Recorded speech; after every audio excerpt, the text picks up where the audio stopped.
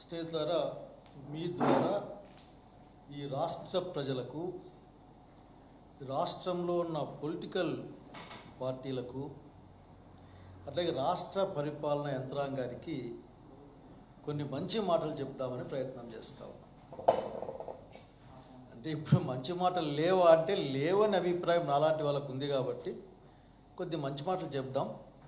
ఎందుకంటే చాలా జనరేషన్స్ వచ్చినాయని చెప్పేదాంతో ఈ ప్రయత్నం ఇది.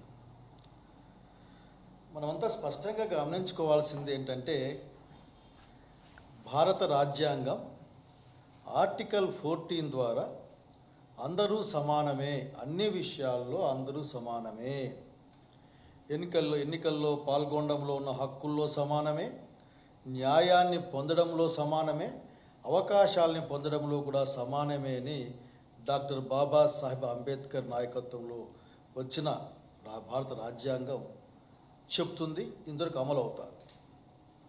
ఈరోజు హైకోర్టు వ్యాఖ్యలు చూసిన తర్వాత ఈ మాట్లాడాల్సిన అవసరం ఉందేమో అనిపిస్తూ ఉంది. ఈరోజు హైకోర్టు ఎట్లా మాట్లాడింది? ఈరోజు హైకోర్టు అసలుకి నేను పోలీస్ శాఖ వాళ్ళని తగిన గౌరవంతోనే, మీరు పడే కష్టం తెలుసు, మీరు పడే బాధలు తెలుసు, మీ మీద వచ్చే ఒత్తిడి కూడా తెలుసు. నాకు ఆఖరికి చాలా ఒత్తిడిలో పనిచేస్తూ ఉంటారు. ఆ ఒత్తిడి రకరకాలుగా ఉంటుంది. కానీ ఎప్పుడూ లేని విధంగా ఈ రాష్ట్రంలో న్యాయ వ్యవస్థ, పోలీస్ వ్యవస్థ పైన ఒక గట్టి పదాలతో, లేదంటే ఎట్లా చెప్పాలి, ఒక తీవ్రమైన పదాలతో మాట్లాడుతుండడం అన్నది వ్యవస్థల్ని గౌరవించే వాళ్ళందరూ బాధపడే పరిస్థితి. ముఖ్యంగా నాలాంటి వాళ్ళం, అట్లాగే వైఎస్ఆర్సీపీ పార్టీ కూడా అసలుకి వ్యవస్థల్ని గౌరవించే క్రమంలో జరిగే అన్యాయాన్ని చూసి బాధపడతా ఉంది. ఏంటి ఆ బాధ? ఈ రాష్ట్రాన్ని, రాష్ట్ర ప్రజల్ని కాపాడాల్సిన ఒక వ్యవస్థ భారత రాజ్యాంగ సూత్రాలకు వ్యతిరేకంగా, లేదంటే వాటిని కనీసం పట్టించుకోకుండా ఈ రాష్ట్రంలో బిహేవ్ చేస్తూ ఉంది అని చెప్పడానికి ఏమాత్రం కూడా నేను బాధపడ్డాను లేదు. కారణం నిజంగా బాధేస్తుంది ఆఖరికి. ఏం జరుగుతుంది? ఇట్లా అనిపించుకుంటున్నారే అనిపిస్తుంది. పెద్ద పెద్ద విషయాలను చూసాం, చాలా చెప్పుకునే పోలీస్ ఆఫీసర్లను చూసాం మా జీవితంలో. మనమందరం కలిసి ఒక ఆరోగ్యకరమైన సమాజాన్ని నిలబెట్టాల్సిన అవసరం ఉంది. అది సామాజిక, రాజకీయ, ఆర్థిక సమాజాన్ని, ఒక ఆరోగ్యకరమైన, అన్ని అవకాశాలు సమానంగా ఉన్న రాజ్యాన్ని నిలబెట్టాల్సిన అవసరం ఉంది. అట్లాగే స్వేచ్ఛాయుతం అంటే భారతదేశం రాజ్యాంగంలో అంతిమ ప్రభువు పౌరుడే. తనకు తాను నిర్దేశించుకున్న లక్ష్యాలు ఉన్నాయి దాంట్లో. అందులో పౌరుని స్వేచ్ఛ అనేది చాలా పెద్ద అంశంగా ఉంటుంది. అసలు నాకేం అనుమానం వస్తుందంటే, ముఖ్యమంత్రి గారు ఏం మాట్లాడినా అది ప్రభుత్వ ఉత్తర్వులాగే ఫీల్ అవుతారేమో.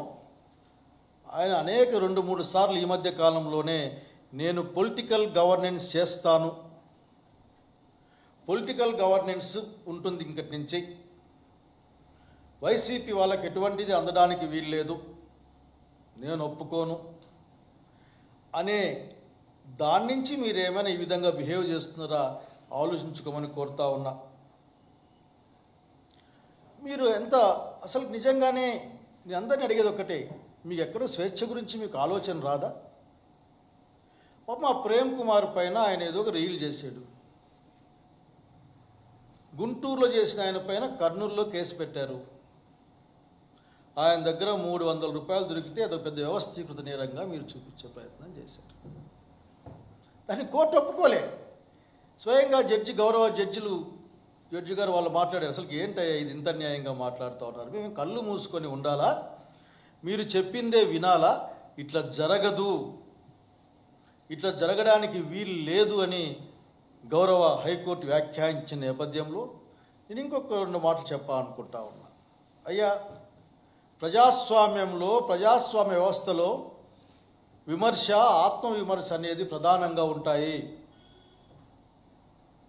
ఊరికే మీరు చెప్పిందంతా అమలు చేయడానికి ఇంక వ్యవస్థ అవసరం లేదు. ఇంకొక వ్యవస్థని ఏర్పాటు చేసుకోవచ్చు. కానీ భారత రాజ్యాంగం ఈ దేశంలో ప్రజాస్వామ్యాన్ని అంటే ప్రజల కోసం సంపూర్ణమైన స్వేచ్ఛ హక్కులు కలిగి ఉన్న రాజ్యంలో ఉండాలనే స్ఫూర్తితోనే పనిచేస్తున్న విషయాన్ని గమనించమని కోరుతా ఉన్నా మిమ్మల్ని. మీరు అసలుకి చాలా చిన్న కేసులు, బహుశా 7 సంవత్సరాలు ఎంతంటే అది పోలీస్ స్టేషన్లో ఇచ్చేదానికి మనోహర్ గారు బిలో 7 years శిక్ష పడే కేసులు ఏవైనా ఉంటే పోలీస్ స్టేషన్లోనే మీరు బెయిల్ ఇవ్వండి అని చెప్పారు. అట్లాగే ముందస్తు నోటీస్ ఇవ్వండి అడిగారు. అనేక కేసులు మీరు పరిశీలించుకోండి, దాదాపు 200 కేసులు అటువంటి కేసులు ఉన్నాయని ఒక ఉరామరిగ్గా ఒక లెక్క ఉంది మా దగ్గర. కొన్ని ఇంకా మేము వెరిఫై చేసుకోవాలి వాటిని. మీరు 41A నోటీస్ ఇచ్చిన తర్వాత అతను ఏమైనా ఆ నోటీస్కి రెస్పాండ్ కాకపోతేనో లేక దాని నుంచి పారిపోయే ప్రయత్నం చేస్తేనే అతన్ని మీరు నిర్బంధంలోకి తీసుకోవాల్సిన అవసరం ఉంటున్న విషయాన్ని మీరు మర్చిపోతే ఎట్లా? ఎవరిని ఏమని ఆఖరికి హైకోర్టు కూడా దాన్ని గమనించి చెప్పినట్ల నేను చూశాను కొన్ని చోట్ల. ఎవరి కోసమో ఎవరి మెప్పుదల కోసమో రాజ్యాంగానికి వ్యతిరేకంగా, పోలీస్ మాన్యువల్కి వ్యతిరేకంగా లేక సంబంధిత ప్రొసీజర్స్ అమలు చేయకుండా ఉంటే ఫైనల్గా అందులో ఇరుక్కుపోయేది మీరే. ఎవరు పట్టించుకొని హైకోర్టు వ్యాఖ్యానించినట్లు నేను చూశాను. Procedure subject to correction. మీరు ఎందుకు ఆ ప్రయత్నం చేయరు? ఒకే కంటెంట్ ఉన్న కేసులకి అనేక ఎఫ్ఐఆర్లు పనికిరావు. అవన్నిటిని కూడా ఇంప్లీడ్ కావచ్చేమో కానీ అనేక కేసులు పెట్టాల్సిన అవసరం లేదని సుప్రీంకోర్టు ఇచ్చిన సూచనను కూడా మీరు పరిగణలోకి తీసుకోరే. భారతదేశంలో ఉన్న ప్రజలందరూ కూడా న్యాయ వ్యవస్థ పైన, న్యాయ వ్యవస్థ కల్పించే రక్షణ పైన అత్యంత నమ్మకాన్ని, విశ్వాసాన్ని కలిగి ఉన్నారు. అరెస్ట్ చేయొద్దండి అని చెప్పినా సరే అరెస్ట్ చేసిన కేసులు ఉన్నాయి ఇక్కడ. అది కాకుండా ఇంకోటి పెట్టి అదేదో పీటీ వారెంట్ అని. ఏంటిది అంటే ఒక ప్రణాళికాబద్ధంగా ఎక్కడి నుంచో, అది అంతరిక్షం నుంచో లేక ఇంకొక దగ్గర నుంచో మీకు సూచనలు వస్తే చేశారని ఆంధ్రప్రదేశ్ రాష్ట్ర ప్రజలు భావిస్తూ ఉన్నారు. ఇది మీ వ్యవస్థకు మంచిది కాదు. అట్లాగే నిజంగానే మీరు చేస్తున్న పని వ్యవస్థలో భాగంగా నేను మీ గురించి మాట్లాడుతూ ఉన్నా. ఒకానొక సందర్భంలో గౌరవ హైకోర్టు డీజీపీ గారి పోస్టు పై ఉన్న గౌరవం కొద్దీ మేము మాట్లాడడం లేదనే విధంగా కూడా మాట్లాడిన సంగతికి నేను గుర్తు చేసుకుంటా ఉన్నా. కనుక దయచేసి మీరు